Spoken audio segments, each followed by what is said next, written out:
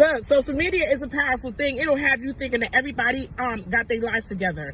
Lies, all lies. I'm telling you, do not compare your humble beginnings to somebody else's 50,000 steps. Look, if there's something that you want to do, go for it. Don't let that stop you. I'm telling you, people be on here faking the funk. And at the end of the day, business, entrepreneurship, whatever it is that you are trying to do, that 9 to 5, that's starting your own business, all of that, it's not easy. You're going to fall. You're going to stumble. You're going to run into obstacles. People are going to leave you. People are going to come into your life. People are going to help you. People are going to support you. Some people are not, and that's okay, man. You got to understand that your process is your process. So do not let other people's success, the smoke and mirror, fool you, because everybody's life is chaotic. We all have trials. We all have tribulations.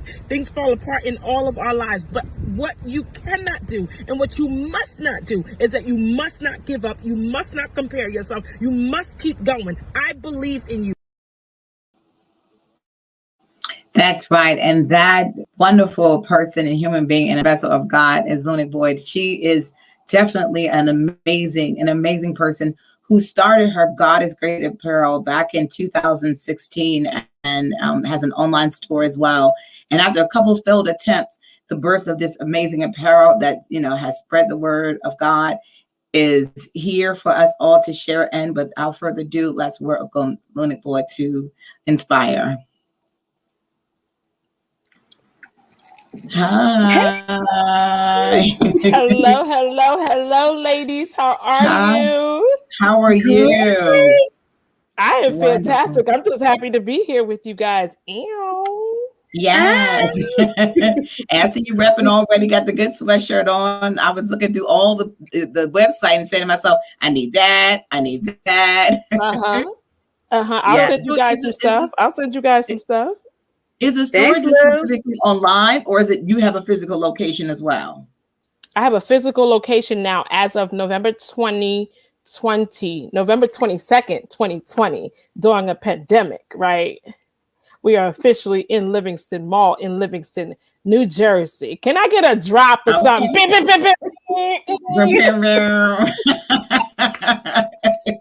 Definitely, that is an amazing thing, especially having brick and mortar, because people can go and touch and feel it as well. Yeah, so tell me, I was looking through your bio and seeing that you said you had all these other failed attempts at entrepreneurship, and then 23 jobs later you landed on this. So what was that first job out the gate, or that first attempt of entrepreneurship that you tried that was like, this is going to be the one? It didn't happen to be the one. So the first attempt at entrepreneurship, I have to say, and I'm going to play the tape back because it's been a long time, was to be an artist manager. Like, I was trying to manage artists, and I got my LLC like they told me to. And I really didn't know what I was doing. I knew a lot of people in the music industry at the time. And I was dating an artist, by the way, whose name I won't mention. I was dating. Right. We won't but we're still very good. No, we're still very good friends. Love him to pieces. But I was dating an artist, and just, a lot of new artists was coming up to me, and they knew that I was plugged in. So I would get them in the studio and stuff like that, try to get their stuff played on the radio, try to get them shows. And I realized it was just a lot of personalities, and I was doing a lot of traveling with him at the time. So it was just really hard to figure that out. And then it was something that I was doing that I had never done before. And people want to be stars overnight. And they think that, because you're plugged in, that you have some type of magical power, even if they're not dope artists, that they're supposed to get airplay. So that was the first attempt. Really? So artist management was that opportunity for you that you was like, all right, let me see if I can manage artists. So what was the transition for you mentally thinking like, this is not going to work for me, so let me go into the next thing that I think that I'll be good at? It didn't work for me because I realized that a lot of people had this perception of what being an artist was. Like, everybody wanted stardom. Everybody wanted to be here. They didn't want to do the work that was necessary. They wanted to be able to do things because you were plugged in and that you knew people and that you were supposed to hook them up. And then I was like, that's not how this works. You have to work on your vocals. You have to work on your voice. You got to work on your rhythm. You got to know how to do 16 bars. You got to know how to compete. You got to know how to battle. Like, there was so many different facets to it. and you got to show up at the studio on time. If we book studio time and people are doing free studio time for you, you got to show up sober and not high all the time, you know. Just So those small things, managing, right? yeah, just the small things. Managing different personalities was really difficult for me, especially people who just was in the industry just to be a celebrity and not really an artist. Yeah, There's a that's something difference. to think about when you're trying to like encourage someone to be greater than what they think they should be in their mind. But it's like hard if you don't have it in yourself, you can't push them to be that. So Right. let's step back to when you were the little girls dancing in the mirror to whatever the first song that drove you played over and over again. I know for me it was cassette tapes. What did you tell yourself you wanted to be when you grew up? I just wanted to be dope. Like, I just wanted to be dope. I knew I was dope, right? I knew I was dope, but not dope like I'm better than anybody else. I just knew that there was a fire. There was something about me that just was so energetic. And how I knew that was because everybody always tried to like tell me to be quiet and go sit down and tried to shrink me. And I felt like I wanted to just be, and I'm just like, what's wrong? What's happening? What am I doing wrong? I'm just being a kid. Let me be great. Let me be great. Yes. Yeah. So I knew I always wanted to, like, I knew that I belonged on a stage. I knew that that's what it felt like anyway. Like, I'm not saying stardom or celebrity status or anything like that, but I always wanted to perform, and I was just always good with people, and I wasn't shy at all, you know. So I knew it would be something in that field. Yeah. So when you think about that mentality of like having the mental state of like, I need to be seen, I need to be able to, be center stage in some sense. Where did you go for yourself in terms of a career role first to be able to either utilize that you had inside of you and or to harness that some kind of way to say, this is what I want to try out first based on the energy I have inside of me? I was a cheerleader.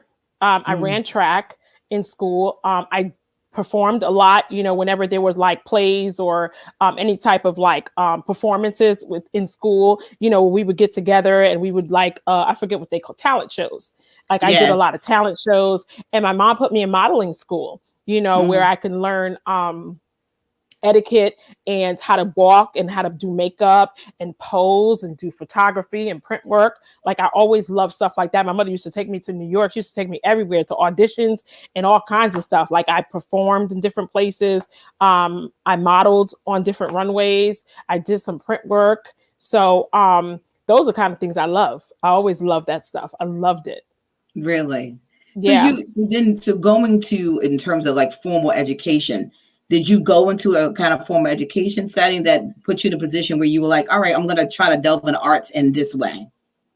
When I was younger, yeah, my mom put me in modeling school. So that was like a form of training. And then later, of course, college when I did television. But early on, I knew that, I wanted to do something in entertainment, and modeling was kind of like a stepping stone for me, but I was always told that I needed to be 5'7", 5'8", or better.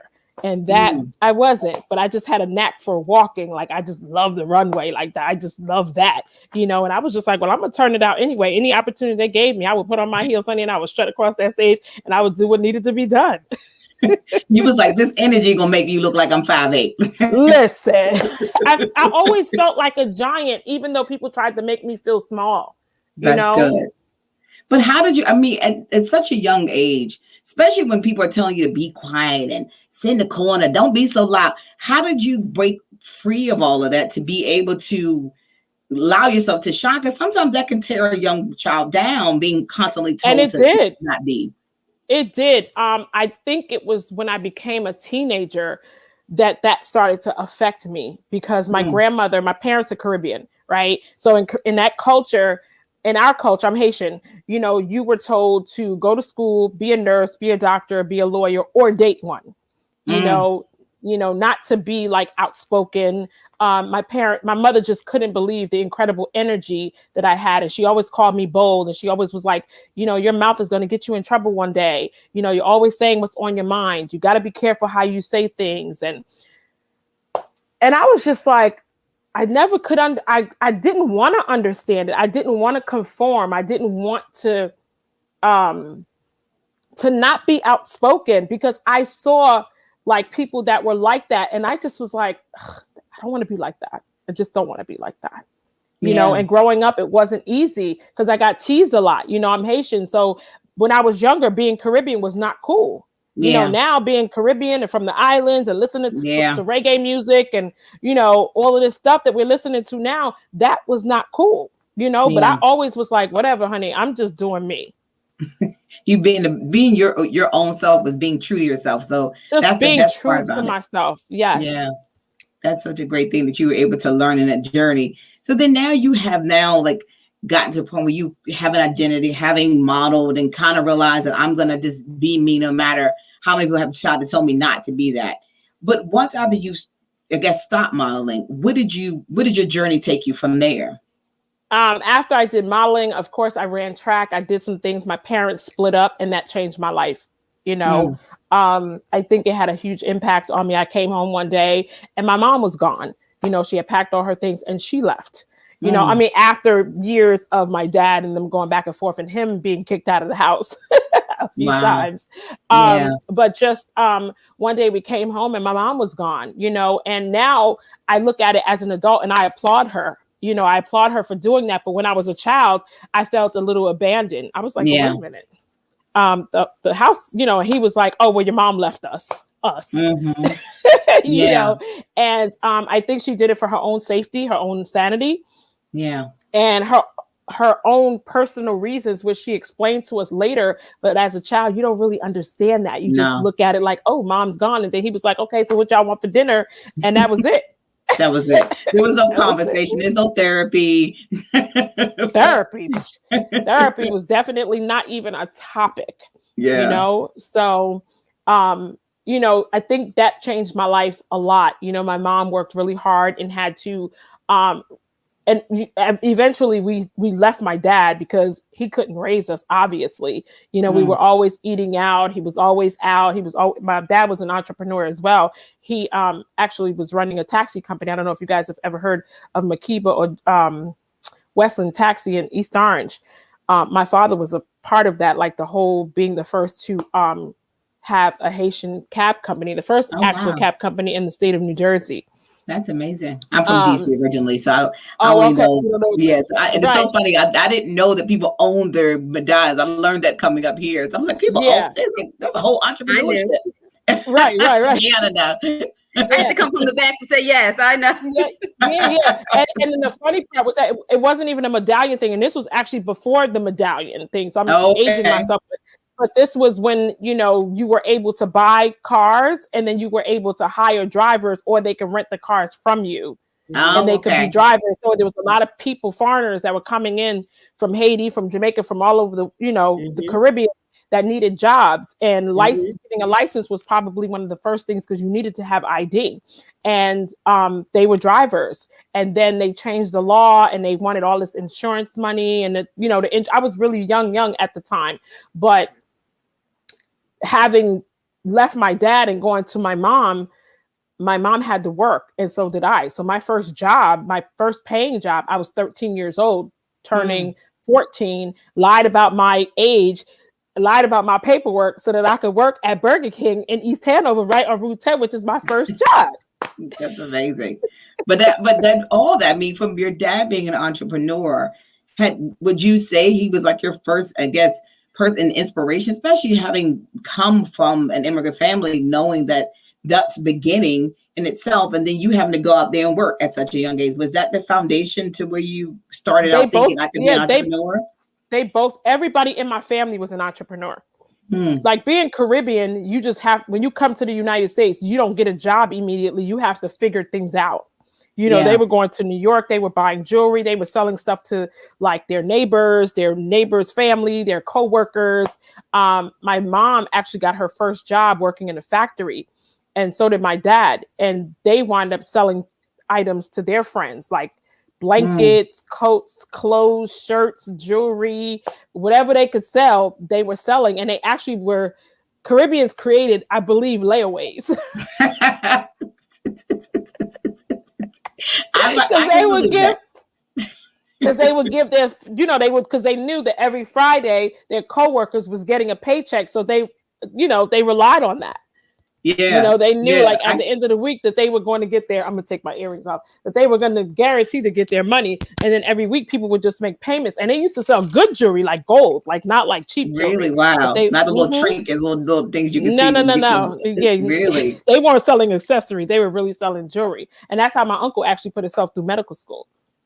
But that's such a great, when you think about, coming into this country and having that story to, as far as the inspiration, that could have, turned you into somebody that's like, oh, I don't need to do that because that's what my parents did. I'm going to get this 9 to 5, because they had to go through all the struggle to get there. Right. How did you decide for yourself that, instead of get this 9 to 5 job, which I know you said you had multitude of jobs. Mm-hmm. When did it get to the point where you said to yourself, I can't do the 9 to 5. I have to follow this entrepreneur path to the. I felt like that. I always felt like that. I was never at any job for more than 6 months. Really? Yeah, really. I was in and I was out. And every time I got there, I got a feel for some stuff. And I was just like, I get bored very easily. So I was like, okay, I'm done with this. I knew I was creative. I just didn't know. I used to cut up everything, cut up my clothes. I used to design and patch. I didn't know how to sew, but I would pin and I would, take the needle and I would make my own stuff. I would get really creative. But the 9 to 5 thing, gosh, I don't think I had a 9 to 5 until I was like in college. And my first 9 to 5, which wasn't a 9 to 5, it was a 3 to 11, so that I could study while I was in school. So what did you go to school for, in terms of like, if you went to a university, and what was your actual major there? I graduated from Montclair State University, but before that, I do got to shout out Essex County College, because that is where I got my foundation. I decided, after working in television and radio, etc., before I got into the TV world. But when I was working in radio and doing other stuff and traveling in the music industry, I actually decided, like, you know what?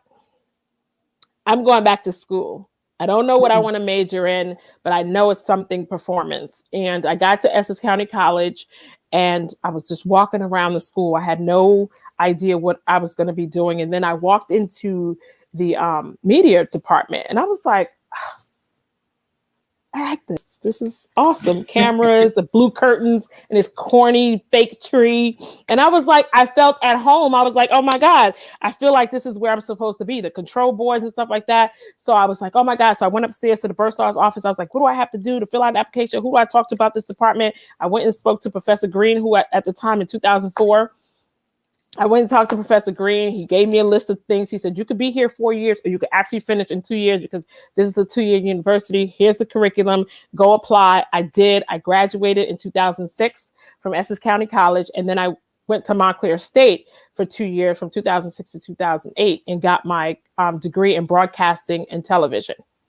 So you had a desire to some degree to want to do it, because you said you worked in radio and television. What role did you play in that, where you were in those fields?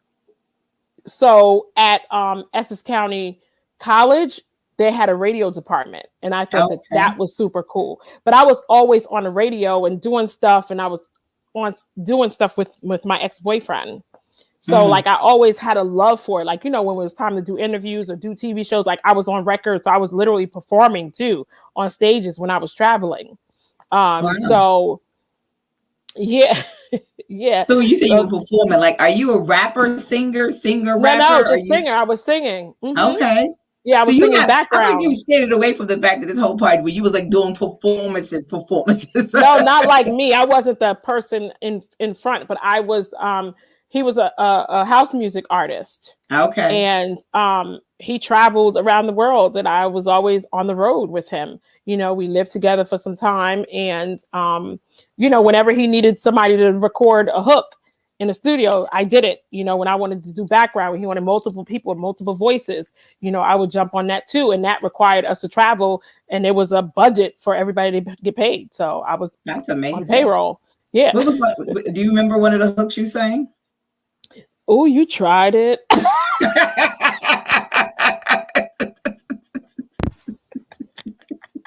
She's slick.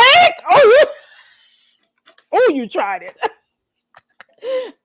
One of the okay, so I'll give it to you. One of the songs, and you'll figure it out if you could Google it. Voices inside my head, echoes, things that he did out. Okay. Okay. Those of you that know the song, they play it everywhere. It's still a classic to this day. Look, And there's a song called it's a little Wi-Fi. I was thinking something froze. If you ever want to hear another song, it's called Jump for Joy. I'm on that as well. Okay. This was the only song called that's Jump why for I said Joy. this is an amazing journey of having had that experience of doing, vocals on a song that you can like, oh no, I'm on there. I can go back and listen to that. So what made you not want to pursue a full career in singing? I didn't see myself as an artist. And I think, I wanted to do some stuff, but it was really all about him. It was really all about him. It was all about his career. And he did. He said, you should write some stuff. You should do this. You should do that. But then I realized, like, if I did, because I was kind of shying away from the relationship after a while. I was growing up. I was young. I was young. My mom decided, but we were bumping heads. And I was like, she was like, get out of my house. I'm like, I'm out of here. I thought I was grown. You know what I'm saying? Right. So we lived together for a while, but I was really young and I didn't know a lot, and he was like my everything. I knew a lot of people and I had traveled the world and I had did some amazing things. But at the end of the day, I was like a little girl, and searching for myself. And I knew that had I gone a little bit deeper, then I may have been trapped. So there was just this, this tug of war of, did I want this? And he would have been responsible for my career, because he knew the industry, and I didn't. I was just kind of like learning. I was piggybacking. I was just doing whatever, even though like there was a lot of people that were like pulling me here, pulling me there and trying to do stuff. But I just was like, he's like, let's go, we got to go pack up. We're going off to the next city. So. Yeah, so you had never, because of the fact that you being in a relationship, it didn't allow you the identity of having it for yourself because Correct. It was, being in that position with him. Right. It was, like you said, about him. And I never knew how to live in anybody's shadow. Well, I mean, and that's, such a profound journey to have gone through, because then it allowed you to get to a point where you was like, I am still a star. Like you said, as a young child, you always knew there was something that wanted to let you, shine on your own. So then you now have, I guess, to the next stages of your life and career, wanting to figure out something after these failed attempts of, I wouldn't even say failed, because I don't like ever using failed attempts. I feel like, paths on your journey that where you got to a point where you said, okay, let me try this. You only had a few dollars in your bank account. Yeah. Let me see if this is going to work. Let me take this Coke bottle, as I read, a Pepsi bottle was like, these little, wait, hold up. No, oh, okay. Right. So what made you dare to dream that big? So, gosh, I think we all dream big, right? Yeah. Secretly, we all dream big. And I think what happens is, and I shared this last night, I think sometimes we dream big, but we're afraid to share it because people may think that we're dreaming too big. Or sometimes we want to kind of fit in or be with our friends, and we don't want to share this thing because they may not see us in that light. Yeah. So sometimes we find ourselves shrinking, and not being who God called us to be, so that we can kind of stay within our comfort zone. And then a lot of times we don't dare to dream because we know that with that, there is much work that is required of those dreams. You don't just dream and then become. There's all the in between, So in that dark space that I was in at the time and just trying to figure things out. And when I'm in a dark space, there's like a fire under my behind. There's always like this thing, and I just get these hot body temperatures that I'm like, it's time to do something. Yeah. Because I get into this space, and we all can, where we get comfortable and complacent. And like I shared earlier, I get bored very easily, and I'm not the one to get complacent. I'm not the one to live in anybody's shadow. And this is not to be cocky. I learn now to not shrink and live in my truth and be okay with being powerful. Like I'm okay with that now, because I lived in fear and in denial about who I am, because people might think I'm being too much. Let them think that you're being too much, Lunic. Yes, indeed. It's okay. Like, yes, listen, you either going, what's the saying? Fly up or get flown over. I love that. Okay. Yes, so, indeed. So the daring part wasn't necessarily daring. It wasn't even a plan. I think it was an Oprah interview or something I was watching, and she was sharing that somebody told her that if you fill a Pepsi jar, one of the plastic 2-liter Pepsi jars, with dimes, someone had done it. And when they dumped it, it was $500 in there. And at the time, I had done so many amazing things. I had everything, lost everything, had everything, probably like 3 times, right? And I got to a point where I had gotten married. You know, we were in a great space, a great situation financially and everything, but I didn't have a lot at the table financially. Like I had my go-getter spirit. I could turn, 15 cents into $1. Like I knew how to do stuff like that. But it was just like, I always felt like it was something bigger. I had a bigger purpose. I was just like, what is it? So I cut a little hole out on the side of the Pepsi, and all of my change. Every time I went out and I spent money, I would collect these dimes and I would put it in the jar. And I just got antsy, to tell you the truth. I was just like, okay. I was like, it's going to take me a long time to fill this jar up with dimes, but not even thinking in my head, like I could put other coins in there. Yeah. But I just had this dime thing stuck in my head. Like I'm gonna put dimes in. Right. So I put the dimes in there, and then I took the Pepsi jar to Coinstar in Stop and Shop right here in Madison. And I was just like, you know what? I dumped it all in, and it was chinging, girl. I got excited, girl. And at the end, it was like $48. I was like, what do I do with this? So I took the $48 in dimes, and I bought some scarves. I bought some pashmina scarves, and I sold out. Then I went back to New York and bought some more, and then I sold out again. And then I think I had like $300, and I messed up the re-up money.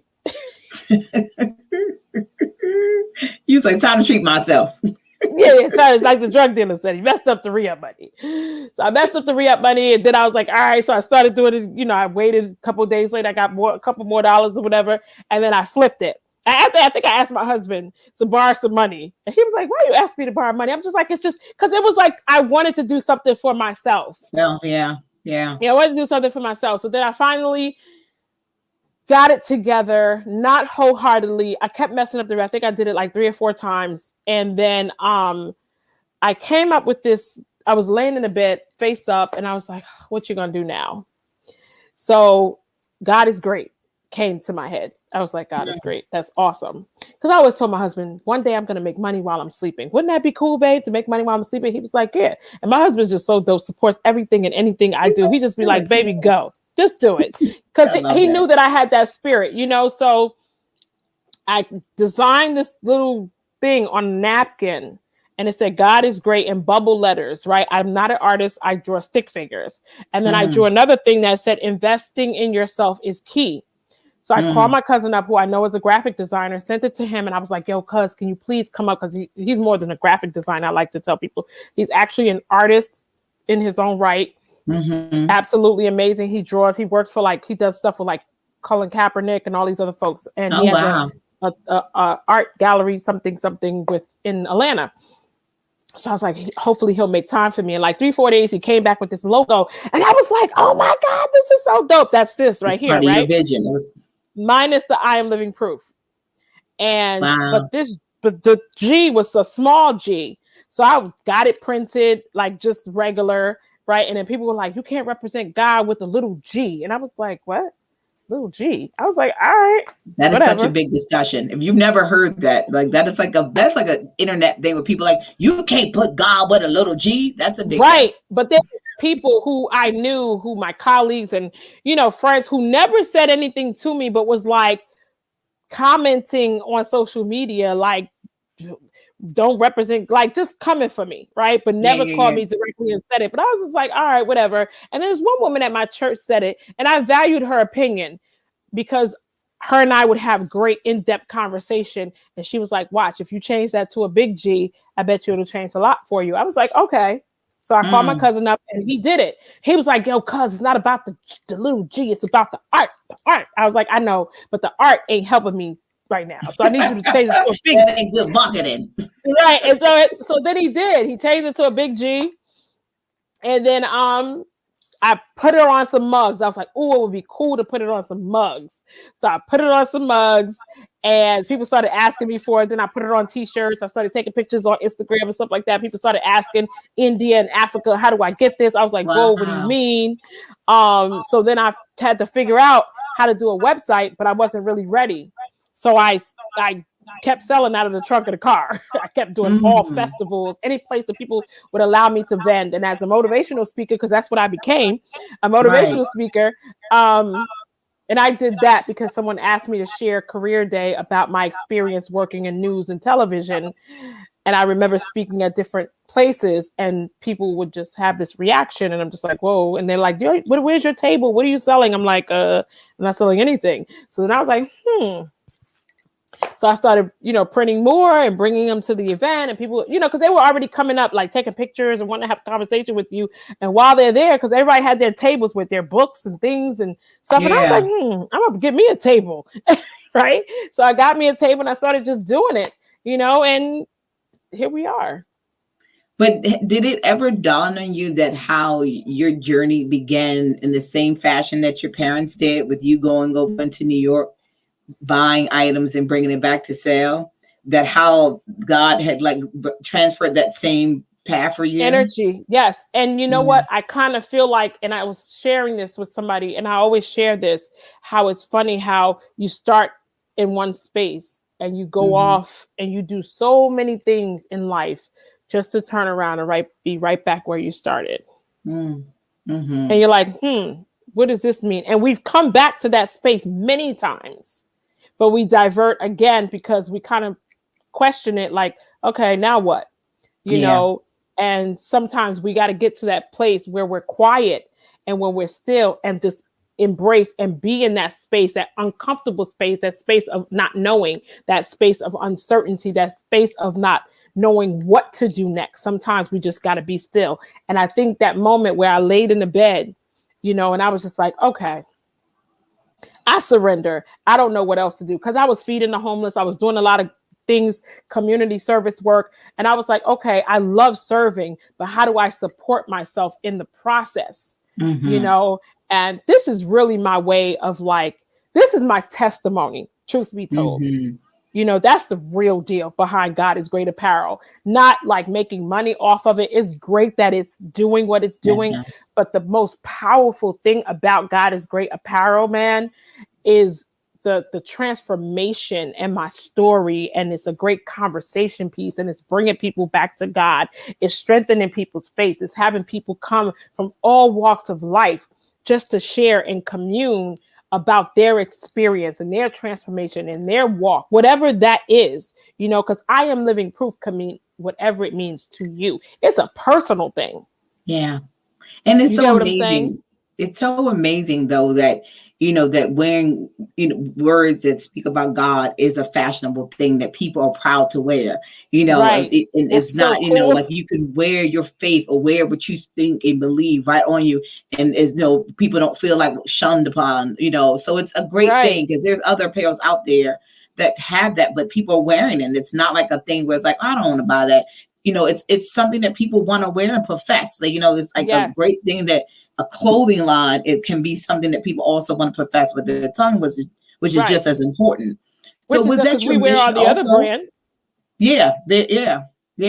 Was that part of your mission, wanting people to have things that they, to not only to wear, but to also internalize, and to, when people see it, they connect with it as well. Absolutely. It was absolutely the thought process for me, because when I think, right, that we wear everything else proudly, boldly, have no connection to it whatsoever, except the fact that it's fashionable. Yeah. Right.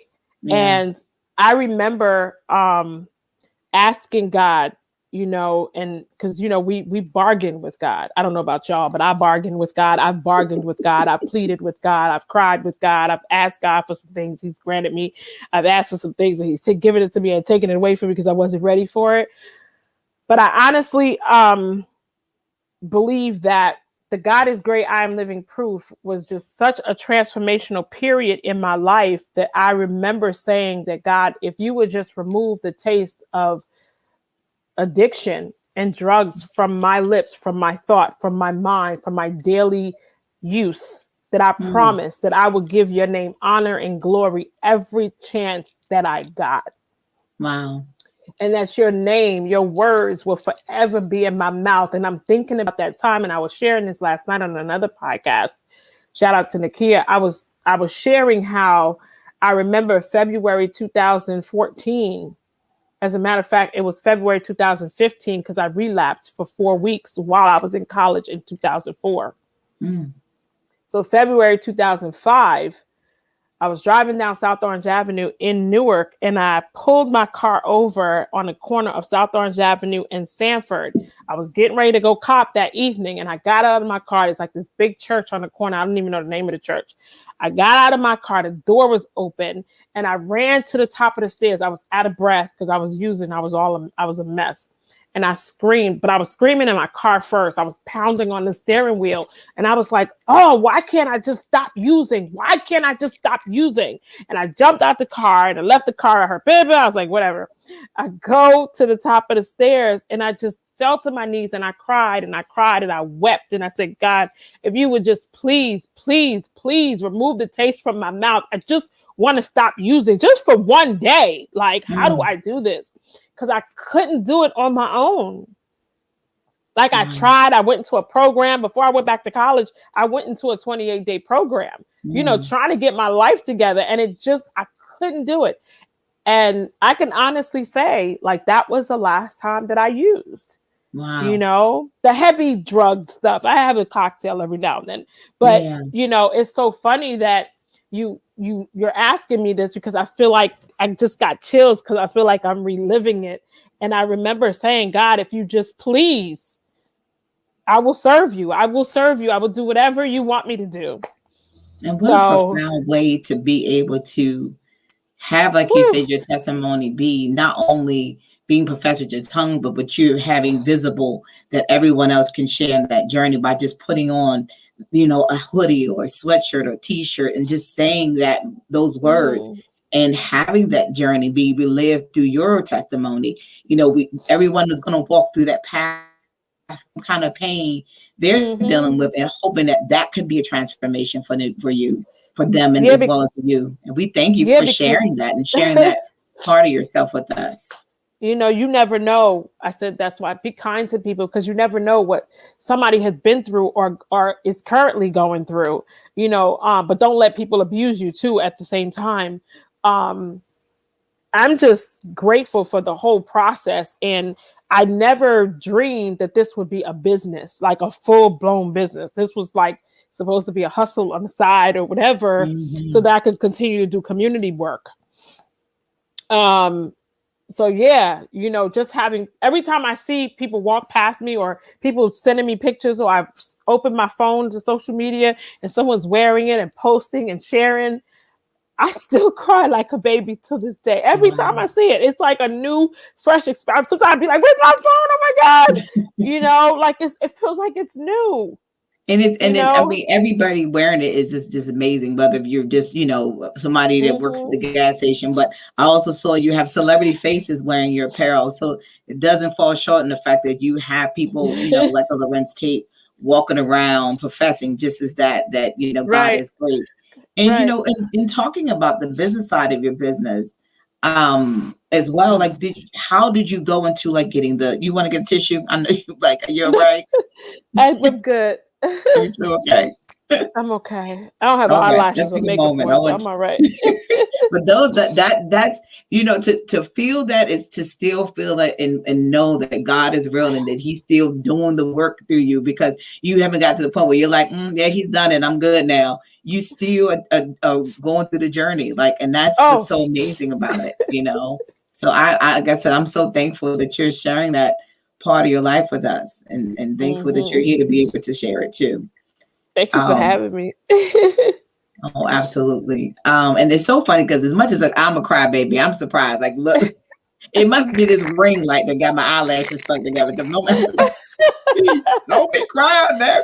Yeah, and I tell people like, yo, at the end of the day, people see me and they want to put me on this pedestal. I'm like, yo, I'm just a real down to earth, young girl from the Caribbean who decided to take a chance on myself and bet on myself. Because at the end of the day, when I think about what I've been through and I think about everything that I've overcome, things that I've survived, things that I'm currently going through. Like at the end of the day, I fall down, but I don't stay down, right? Because when you stay down, you could get comfortable, or you could go into the fetal position and you could stay there, because staying stuck is easy. We know how to do that. Like that's the easy part. It's the work that we don't want to do. And to whom much is given, much is required, right? And some days, not every day, I don't always want to show up. I have to show up. It's a must that I show up. There was a young lady, and I posted it today, but she came in my store yesterday. Yasmin, I want to say it's her name. I met her husband yesterday.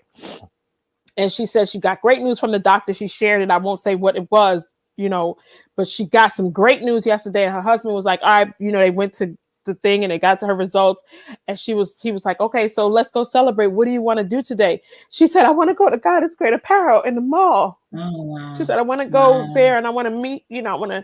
Yeah, and I was like, me? She was like, yes. And I was just like, yo, this is crazy to me. And I cried and I cried and I cried. She was like, don't cry. I was like, yo, I was just having a crazy day. The last 2 weeks have been insane. You just gave me confirmation, because I said, God, am I doing the right thing? Right? And she's grown, and she was sharing her story with me. And there's so many people that come in the store and share these stories. And I just be like, yo, this is so amazing. And that's why I was like, this has nothing to do with me. Right? This is all about God. This is all about giving Him glory. This is all about testimonies. This has always been bigger than me. Yeah.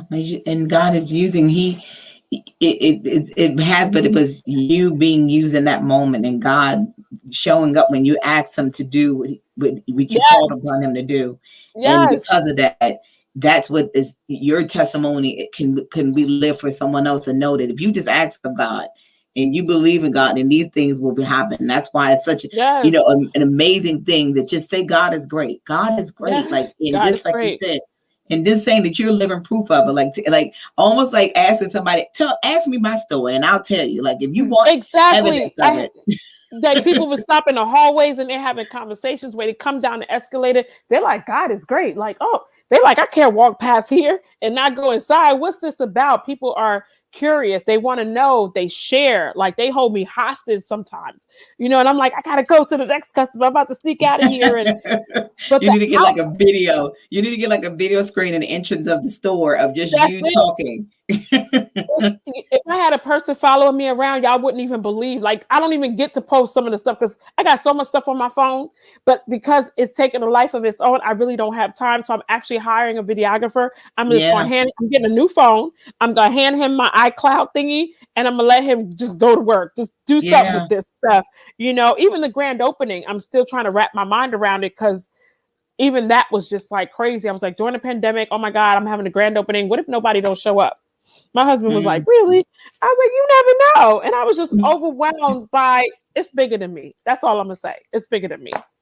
Well, let's talk about the business side of God is great. Now, when you start a business like this from an entrepreneur, what part of getting into creating a business do you have to go into? Like, do you trademark your name, or, is there a license that you have to go through? Like, how does that portion of it starts to give people kind of an understanding of what that goes, the steps that goes into that.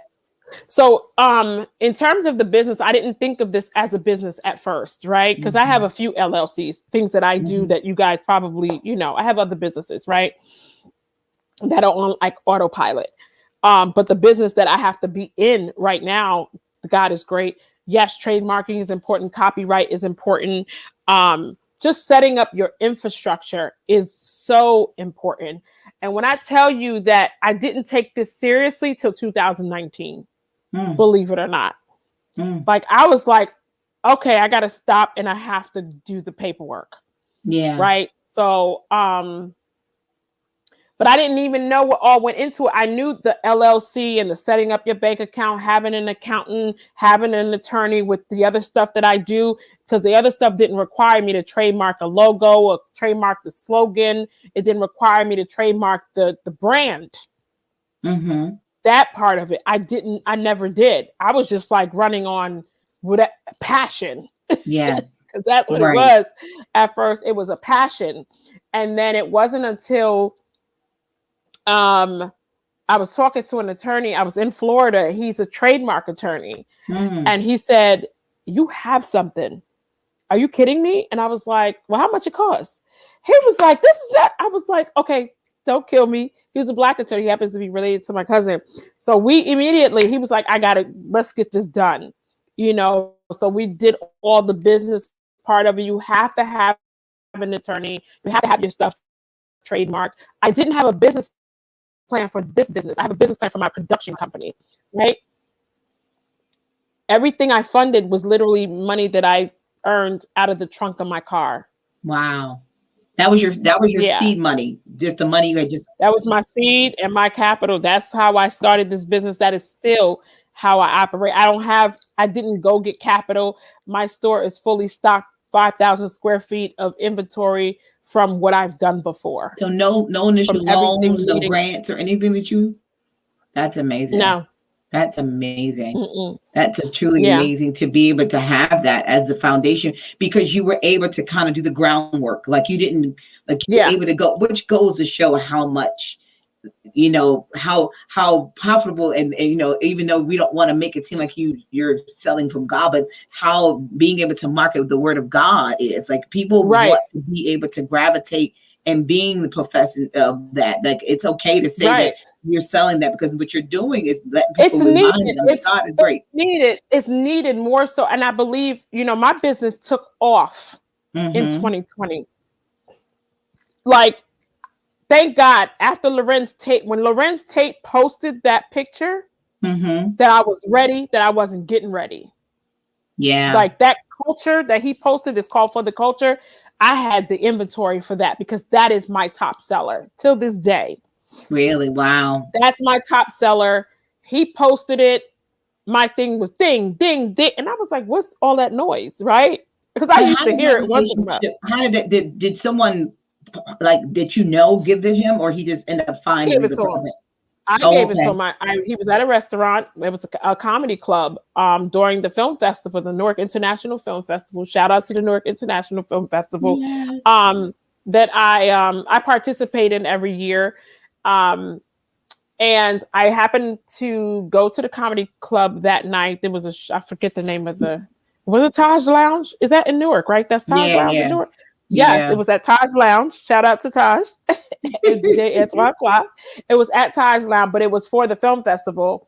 And he was sitting at a table, and I'm always trunk ready, always got different sizes in my truck, because that's how people would hit me up and be like, "Hey, where you at?" I'm like, so they would come and they would meet me, or I would meet them. But long story short, he was at the restaurant, and I got up to go to the bathroom. I looked to my left. I said, "Is that the Lorenz Tate?"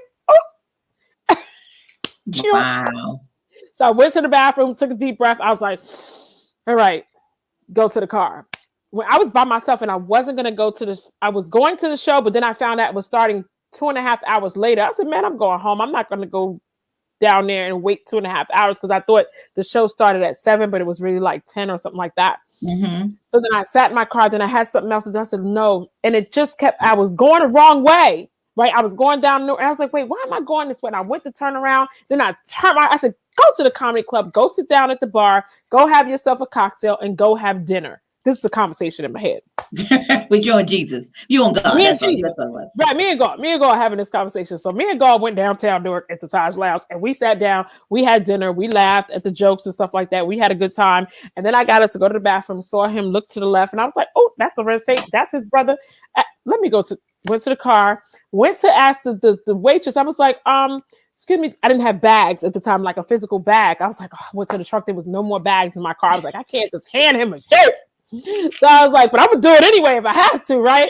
So I went and asked for a bag, and they had these little nice brown, the little takeout bags. I said, do you mind? Can I have 2 of those bags? I'll pay for it. He was like, no, it's cool. Whatever. So he gave me 2 bags. I went back to the car, put the stuff in the bag, came back, went to the bathroom, and I said a prayer. Right? I was like, God, please give me the courage to go up to that table, let it be no distractions, so that I could do what you've called me to do. Just like that. Took another deep breath, looked in the mirror, patted my face, put on my lipstick, and I walked, because I saw them look at me when I walked by, because I was cute. I was in a little cute dress. You was like, look, I was like, okay. You see it. That was cute too that day. You still cute, girl. You still cute. I went down there just for that. I was like, I'm going to the comedy because they like to clown how the comedians be doing stuff, and I'm one of the girls that like to be front row and center, so I could be in on the fun. I don't like playing, shy in the cut. I want to be part of the fun. So I walked past, came back, and I was like, he was talking to somebody that, they had finished having dinner. And then his brother looked up and he went like this. And I was like, hello, how are you? I was like, could you come here for a second?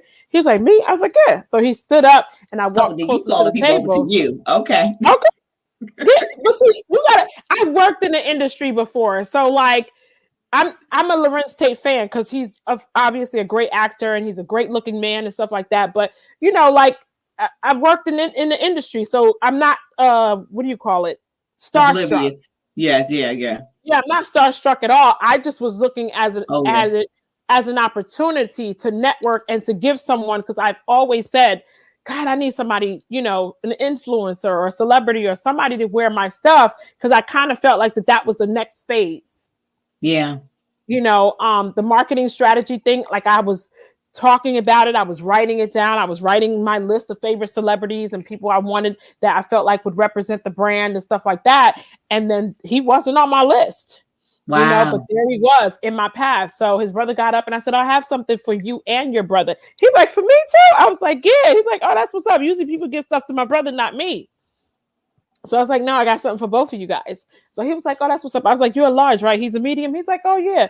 So then he tapped Lorenz and he was like, oh, and he was like, what's up? He was like, oh, hey, how you doing? I was like, I'm fine. It was literally like a few days before his birthday.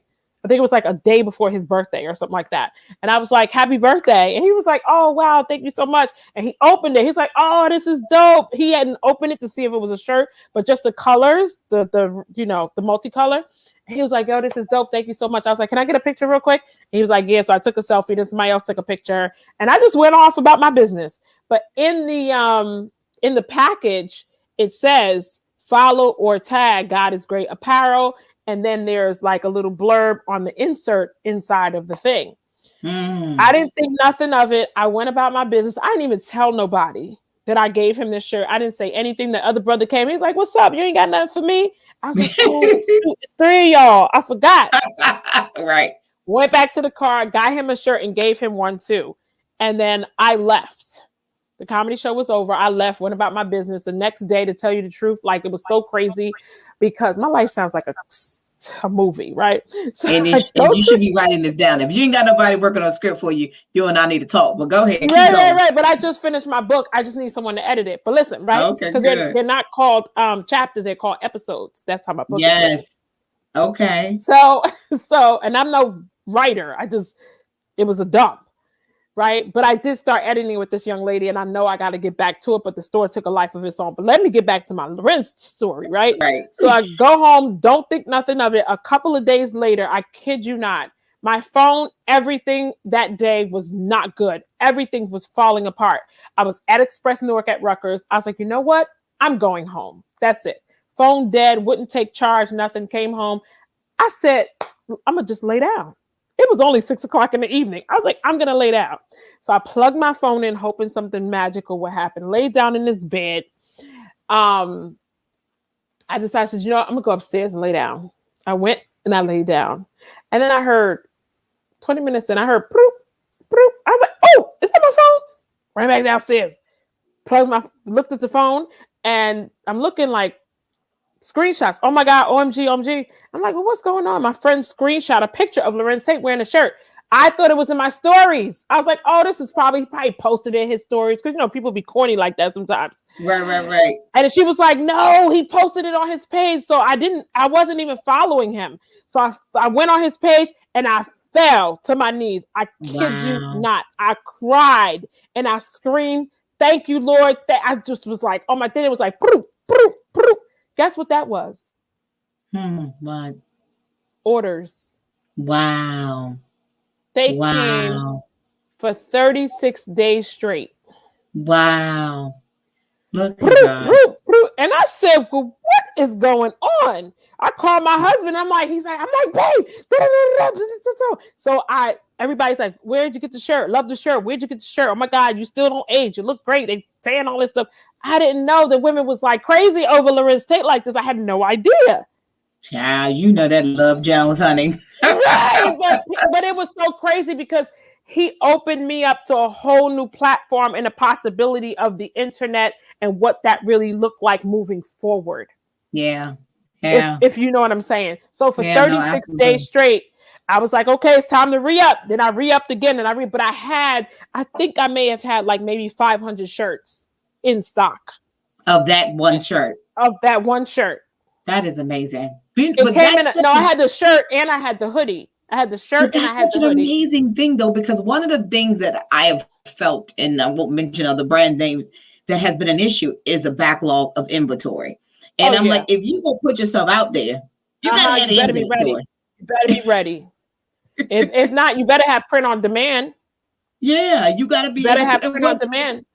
Which another thing that I saw in one of your posts is that you posted a picture of you all doing your own printing on your shirts and how you had your staff go home, but you was like, "Oh no, we staying here.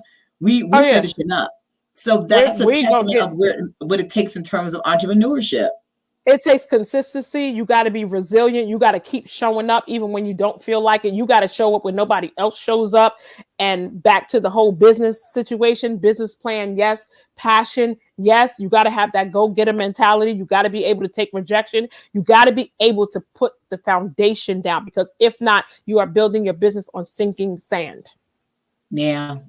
If you put yourself out there, the last thing I ever wanted to do was to give somebody my shirt, or for a celebrity, somebody to give them a shirt, and then they go on a website and it's out of stock or sold out. Yeah. The minute that thing started clicking, girl, I added 5,000 more pieces on the back, because you could change how much you got on the back end of everything. Because I didn't want to not have the inventory. So I think on day 2, I went in. I ordered more inventory. And my printer couldn't keep up, but for 36 days, like, he blessed me royally, and I thanked him on the back end. I was like, oh my God, thank you so much. And he actually responded. He was like, fist pump, thumbs up, and a heart. I was like, ah! That's how God, great God is, truly. You know what the blessing too was? And he tagged us. Yeah. Oh, that's the amazing part. So some people don't tag you. I've had smaller celebrities wear my stuff, posted in the story, didn't tag me, and then there's another Instagram brand, Fashion Bomb Daily. Shout out to them. Yeah. They posted it. It was like, hey, wonder where Lorenz Tate got the shirt, and people were like, God is great, God is great. And then he posted it on his Facebook too. Wow. So I was like, oh, this is such a blessing. That's a child of God. When you're a child of God, you show up for other people that are. So that's why he did that. Yeah, and I want to share another part of this. And I think before he posted it, he actually did his homework, which I appreciate. Because a portion of the proceeds from the sales, anything you buy, God is Great Apparel, goes to A Day at a Time, which is a nonprofit I created in 2014. Yeah, I saw that. So it helps with teams, correct? Absolutely. It helps with the overall scheme of the nonprofit. Um, but the media camp is where the money is strictly directed to, because all the other stuff we do, people show up and we do workshops and we feed the homeless, like all that is like out of pocket, Right. but the media camp is where a portion of the proceeds go. So I know that sometimes people will do their homework and not be like, hey, I'm just shouting her out, because he Absolutely. doesn't know me from a can of paint. And in that pamphlet that was in the shirt that I put in all the packages, that is in there. So people are like, oh, I read this story. Oh, yeah, I know about it. Like, they come and like, oh, no. And I'm like, okay, that's dope. Yeah. So he actually did the research, because the website for A Day at a Time is inside the pamphlet. And that's such a great knowing that, because like I said, all that, having those connections happen in your life and all those stages of that have had you where you were in the same space as Lorenz, and then him being able to say to himself, oh, let me post this, and tagging you, like you said, and people being like, okay, I need that too. And you being able to have the inventory because you were already ready, and like how God set And you up along all the that's stages. really an important part of the business, of any business, and the business plan, registering your business, trademarking, putting the right team in place, not getting ready, but preparing yourself. And sometimes it doesn't always happen so seamless, but if you put one foot in front of the other and you do a list, and there's no real, like, I could sit here and I could tell you how I did it, but my way of doing it is not going to be your way, because what God has for you, he has for you strategically, and his plan for you is different than it is for me, if that makes sense. Yeah. So how he lined everything up happened because that's the way he ordained it. Exactly. And I was going to ask to that point, in terms of you learning and knowing that, what would you have? I mean, of course, everything was supposed to be planned out, as it should have been. But if you had to take a step back and say, I would have done this differently or done this first, what would that have been? Oh, wow.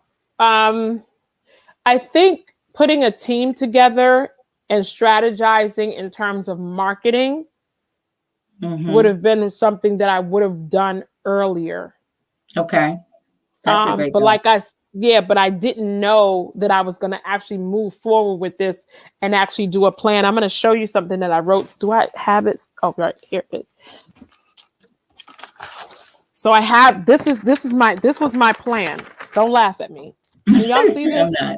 That's not laughing. Can you see it? Wow.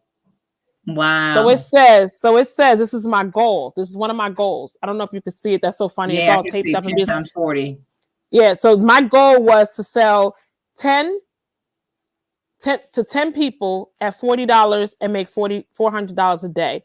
So 10 people spends $40 with me a day. I make $400 a day.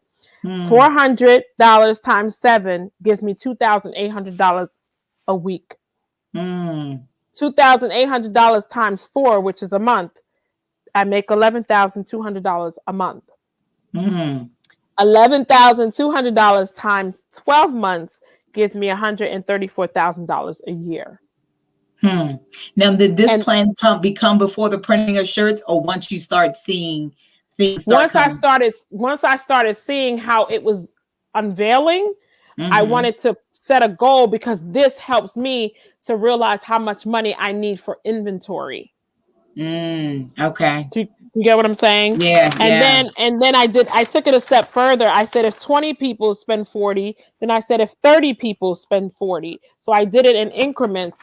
So my business at the end of the year, I'm able to make at least $400,000 in 1 year if I follow this plan.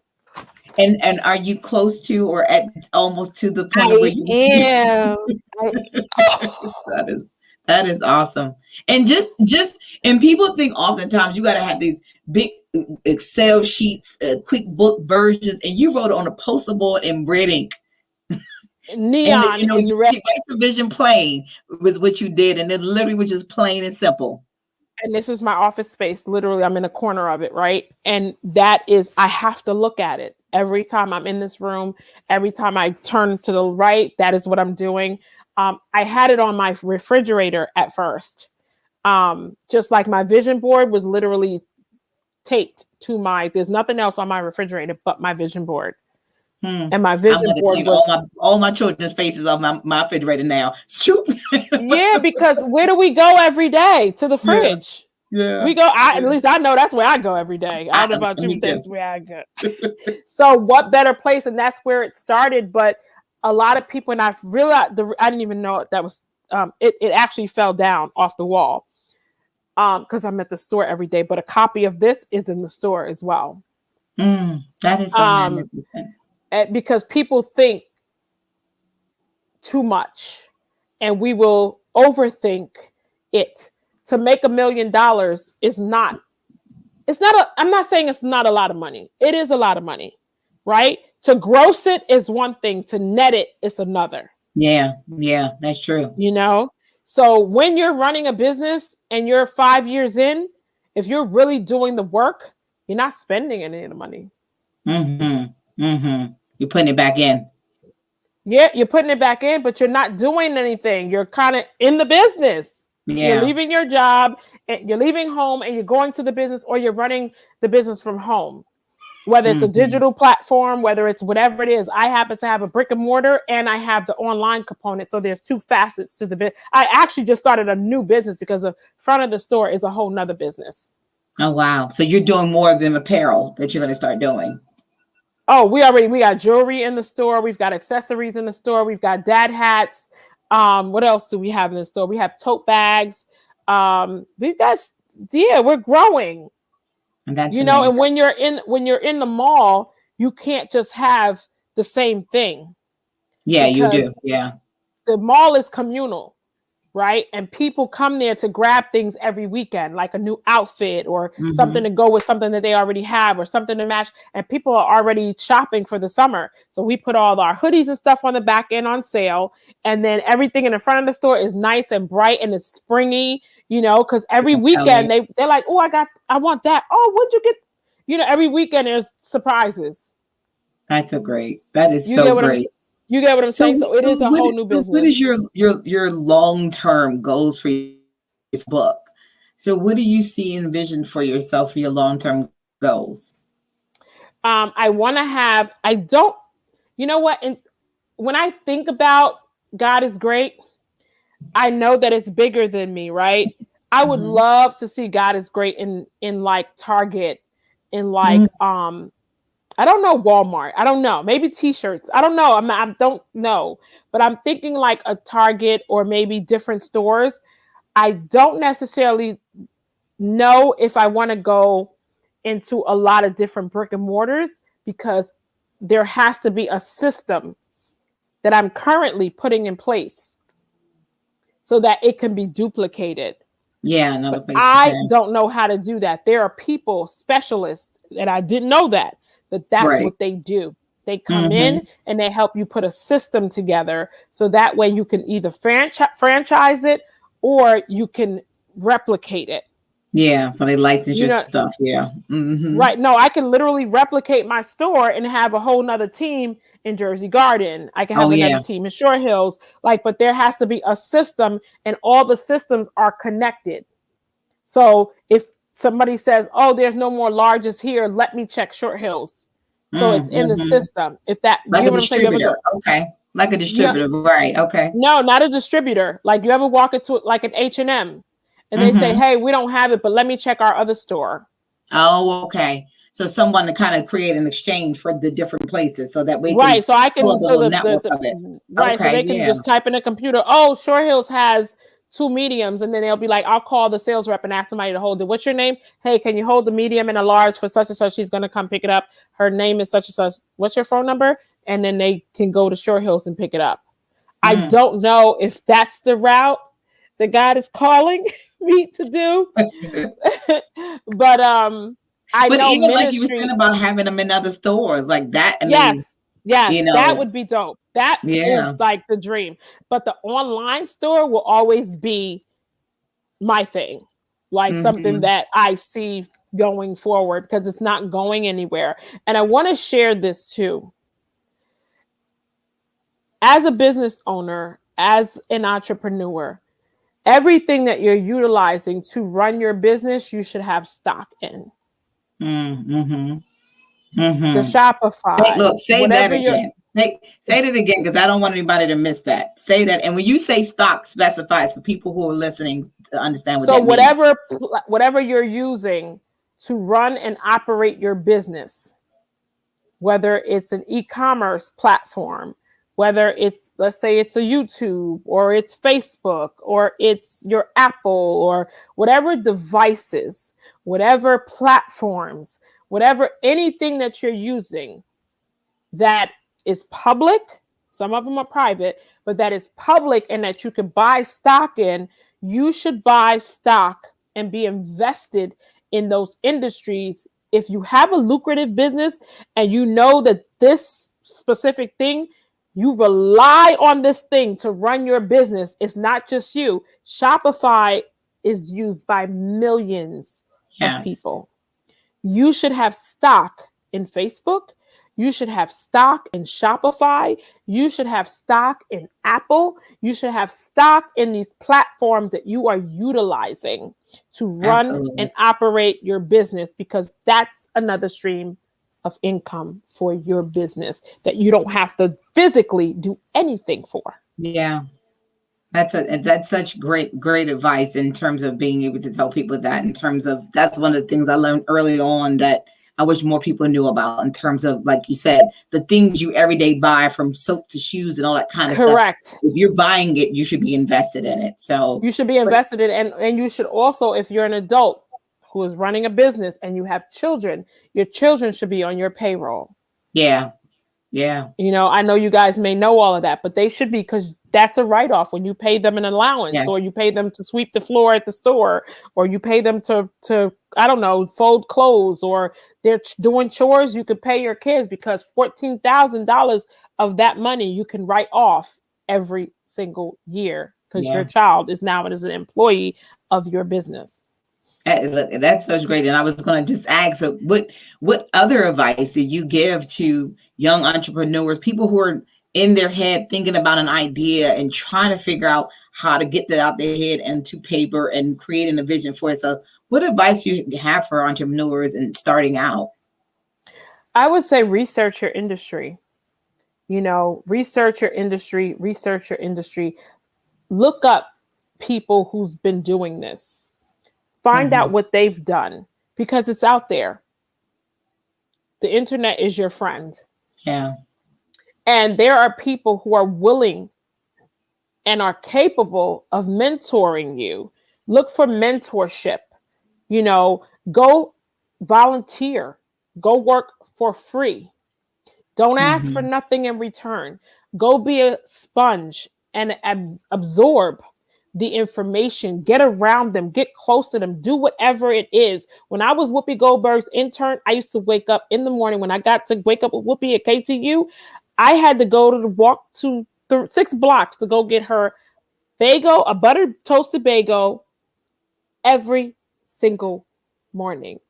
Wow. And I got paid $0. Wow. You got to get Whoopi a shirt now. Right. She got one. Just waiting for her to wear it in Jesus' name. Right? So she got 1, 2, I think 3 now. Okay.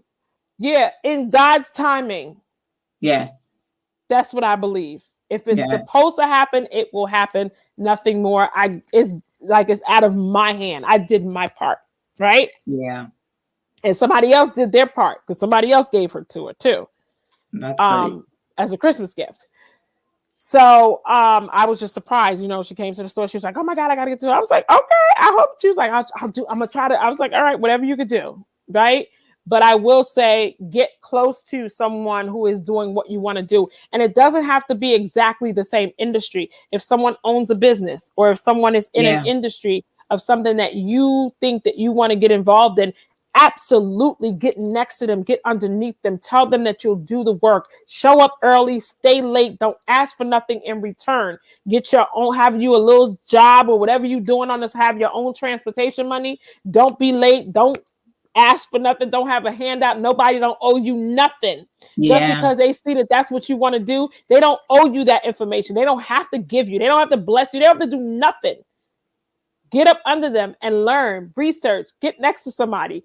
Do your own homework. Go above and beyond. Show up early, stay late. Be the last one to leave. Be ambitious. Be creative. Think of ways that you can be in addition to what they're already doing. Bring something to the table. Maybe you can offer to do their social media posts for free, or maybe you could research, how to do Canva, really cool graphics or posting for them. There's so many different ways to be successful as a beginner entrepreneur, where you don't need a whole lot of money, to do it. And I always tell people that come to me asking me, I want to start a t-shirt company, but I don't have no money. If you don't have no money, go to print on demand. Right. Just put this logo and people put the orders. But if you can't afford to trademark it at first, at least copyright it. Poor man, write copy it. Put it in an envelope. Mail it to yourself. Don't ever open it. Mail it to your mama. Mail it to people. Put your name on it and say date it. Yeah. That's it. But get started. Don't wait till you got a whole bunch of money. Sell it to whoever's buying first, and then try to get more eyes. And as you grow, you're gonna make money. Don't spend it. Put it away. Pay yourself. Pay yourself. I didn't do that in the beginning. I just started paying myself, believe it or not. Wow. Look how great everything has come out of it, though. And one last thing I would like to ask in terms of like everything that you have learned through this journey that you're still on. What is something or mantra or that you give yourself, or words that you live by that inspire you, that you tell yourself in the morning or throughout the day? I am great. I am worthy. I can do all things. I'm strong. I am beautiful. I have affirmations that I do each and every morning. I am beautiful. I am strong. I can do this. I'm the head and not the tail. Like, God is great. God is great. I am living proof. I am living proof. Like, I tell myself so many amazing things. Like, I'm a money magnet. I can do this. I am going to make $1 million this year. I am going to make $1 million this year. I'm going to net $1 million this year. Like things like that. Those are things that I tell myself. There's not like this one thing. I repeatedly, I constantly affirm myself. And I think that's one of the biggest things that we don't do, because sometimes that little voice will come up in our heads and tell us that we're not enough, we're not doing enough, or we're messing up, or we're not worthy. You got to learn to shut that voice up. And if you affirm yourself daily, you'll know exactly what to do when that little voice of insecurity and uncertainty pops in your head. That's what I do each and every day. Well, that is so great. And it is so powerful. Like, I think years ago, I read the book, The Secret, and, I've read, and it talks about the God in the book, but just, it was such an affirmation in my life in terms of how powerful our words are. You hear it and people say it to you, you speak positive in your life, but just knowing that you have the power to change things in your life. And it's so great that you are such a reminder of that, of just asking of God, and just you being living proof of just how powerful your words are. Asking and you will receive, and that happens for you. Knock and the door will be open onto you. Like, I don't think we understand that when you're speaking to your inner self. If you can learn to master yourself, master your mind, know that you are capable, know that you have everything already that you need. You have everything. Everything else is going to come to you. You can manifest it. Like, you can literally sit here and you could draw those things onto you. You could draw them to you, yes, but you have to believe it, but you have to do the necessary work. That internal work, that self-healing, that self-care, the self-meditation, the spending time with God and staying in the word, whatever that means for for people. You got to find that space where you spend time alone, spend time in nature, spend time with God, spend time speaking life into you, because all hell is always going to be around. Things are always going to fall apart. Failure is necessary, because those are your learning tools. Those are your tools that you put in your box that you can reach back into and grab when you need it for things that you sometimes you got to hammer and nail some things down, and you got to know how to do that, and everything that we've been through is absolutely necessary in order to take you to the next thing. So go. Don't let nothing stop you, man. I'm telling you, listen, I can listen to you all day long, and I know so many people are going to be healed, are going to be transformed, and be so connected to you and your store, and will be going out and buying. I could see, and as we were speaking, I just started really visualizing how magnificent and at the magnitude of this. I can really, I like saw it in my mind that we were talking. Wow. So I know it's going to be beyond your words and beyond your expectations, and you probably already envisioned it for yourself, but it's going to be everything you want it to be. And I thank you for coming on here and being, an inspiration for me and being inspiration for all those who will see this now and in the replay. So we thank you so much, Luna, for coming on and sharing your story. Thank you. I appreciate you. Don't forget to give God glory for all things. All things. Give Good God and glory because it's not about us. I want to take a picture. Can I take a picture? Yeah. Nice. Love it. Yeah. Lou, thank you so much. I'm going to LA next week. I need to get me a shirt. I'm going to be down this road trying to get to you tomorrow. I need to be out there representing because I love that. I love that. Thank you. We got t-shirts too. We got LA weather. We got V-necks. What you need? I got you. I'm coming tomorrow. I'm serious. I need a shirt in my suitcase, but I need to be riding with it on the plane when I'm riding out there the next week. A lot of people come and they come get the hoodies for their flight. Like, that's so crazy. Like, yeah, I'm flying out. I'm like, this is so dope. This is crazy. People take pictures of people like coming down the escalator, or they're like sending me pictures. I'm like, yo, this is so crazy. Like, they're like, yo, I don't mean to be weird, but I took a picture of this lady. She was wearing it, and they see people all over, and it's so dope. Like, it's just I love it. Oh, that's why I said, as you were talking, I see it. I just know it is. There's nothing. From your mouth like to God's ears. Hallelujah. Yes, Lord. Well, we thank you so much. And like I said, I'm coming tomorrow. I'm going to look up these hours at the mall. So I'll be there. Well, the mall hours changed. I think we're open till 9 now on the weekends. Yes. Tomorrow. Except Sunday. Mm-hmm. Oh, tomorrow you open on Friday? Yeah, we're open 10 to 9. Saturday, 10 to 9. Yeah. Okay. But just she has but also online. Yeah, I have her text. I'll get you connected. Yeah, text me because sometimes I'm in and out of the store. But yeah, I snuck out today to come chat with y'all. Lou, I'm so proud of you. I want to meet you and hug your face in person. Well, do the air hug since we're not supposed to hug. Yeah. I'm a hugger, so that's hard for me. Me too. I'm the same way. So, thank you so much, Lunic. Thank you. Thank you for having me, ladies. I love you. I'm so proud of you. Keep going. Congratulations. This is a great thing that you guys are doing. And I just say, keep on going, and may God continue to bless this podcast, and may it travel all over the world. May people continue to share it. May you continue to be a beacon of hope. May you continue to be inspiration for so many others like you who want to do this, who don't have the courage or the know-how to do it. I pray that God continues to just pour on you guys. Thank you, Lord. Thank you. Thank you. Lou, don't hang up. Just wait 1 second, okay? Okay. And we thank everyone out there for watching tonight's episode. Lunic Boyd's story has been such an inspiration to me, and I hope it has been one to you as well. If you want to support the show, make sure you go to Cash App and Cash App $, Kiana Tennant right below, right in the screen, right there below. Kiana Tennant on Cash App.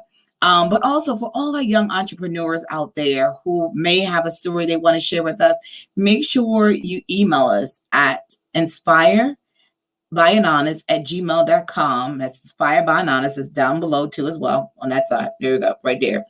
And share your story with us. And we want to hear from you so we can have you on to be able to inspire others. And also make sure you follow us on all social media. We're on Inspire by Ananis as well on all social media, from Facebook to and Instagram as well. I don't think we're on TikTok yet. Maybe we should get on TikTok.